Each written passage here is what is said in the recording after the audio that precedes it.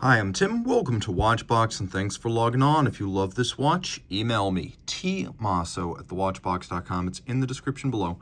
It is your purchase and pricing email question line for buying this or any watch you see on any Watchbox platform. Reach out to me for pricing. I am tmosso@thewatchbox.com. Today, we're discussing a model that originally launched back in 2006, but it's been a long-running fan favorite. The example you see here was sold in 2019. This is the Patek Philippe annual calendar 5396R. This is the -012 variant of it. The watch is 38 millimeters in diameter in rose gold. It's 11.5 millimeters thick. It's 46.9 millimeters from lug to lug, and the spacing between the lugs is 21 millimeters. We'll throw it on my wrist, which is 16 centimeters in circumference, and it wears nicely. Partly because it's quite flat, partly because it's short across the wrist. It's suitable for a smaller wrist. And though my wrist is 16 centimeters in circumference, you can see those lugs are nowhere near the edge. So this is a unisex option. You could wear this on a wrist as small as 14 centimeters in circumference. And as a dress watch, it will slide underneath the sleeve. Taking a quick look at the strap, you can see large rectangular scale alligator leather, medium brown gloss finish. We have a folded profile with a monotone stitch, calfskin on the bottom. You can see it's a brand new Patek Philippe factory strap. It features the company's pull tab spring bars. You can easily remove the strap without tools.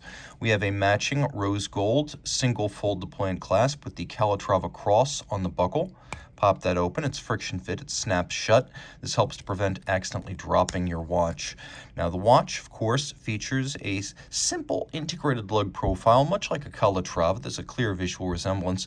The lugs are very slim. When viewed end on, you can see their profiles are almost razor-like.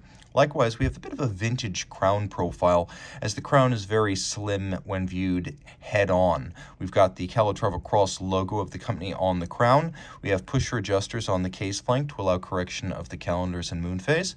And you can see that the case itself, minus the lugs, is rather simple, round, sheer, and cylindrical. So it has a relatively simple but strong shape to it. And you can see that the bezel has a vertical lip, and then it has a very shallow, almost flat plane leading into a boxed and cambered sapphire crystal over what Patek Philippe would call opaline white, so it's a sort of silver white with a very soft frosted finish.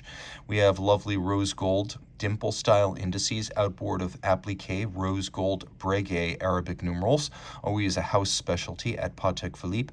You can see a counterweighted lancet style seconds hand, and then we have faceted rose gold dauphine style hands with the facet making for better contrast against the dial base. Annual calendar, so you only need to make one adjustment. During the jump from February to March, Patek Philippe invented this complication, patented it, and launched it in 1996, somewhere between a simple calendar, which needs 5 corrections a day, and a perpetual, or I should say 5 corrections a year, and a perpetual, which needs 1 correction in the year 2100. Again, this is just the jump from February to March. That is the only annual correction, hence annual calendar. That said, we do have a 122-year Moonphase. Patek uses a perpetual calendar-style Moonphase on its annual calendars, so from the time you set it, there will be no error for 122 years. We have an aperture-style calendar display where we have the day, the date, the month. Note that the apertures are actually stepped to make for more gradual transition from the dial down to the discs. You can see there's a little bit of a sunken track for the 24-hour scale. That scale, I'll show you how this works.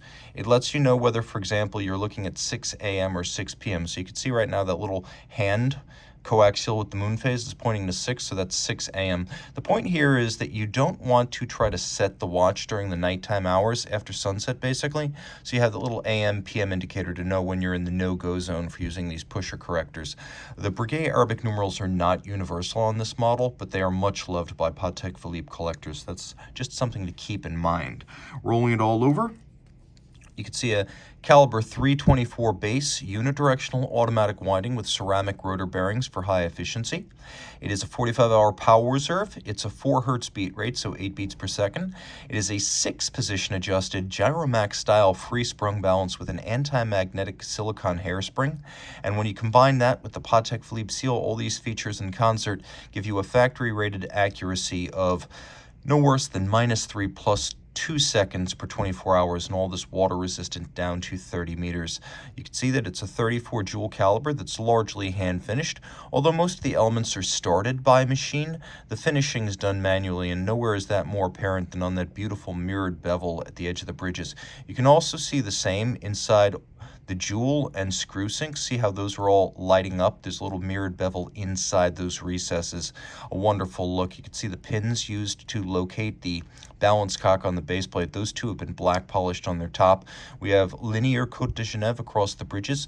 We have circular Côte de Genève across the rotor. There's engine turning on the reduction wheel of the winding system on the rotor center, as well as on the base plate. All screw heads are black polished with their slots and circumference chamfered. It is a good looking movement all around with satination on the wheels. And again, a 45-hour automatic winding power reserve for this annual calendar. Reach out to Team Mosso at thewatchbox.com for purchase and pricing details.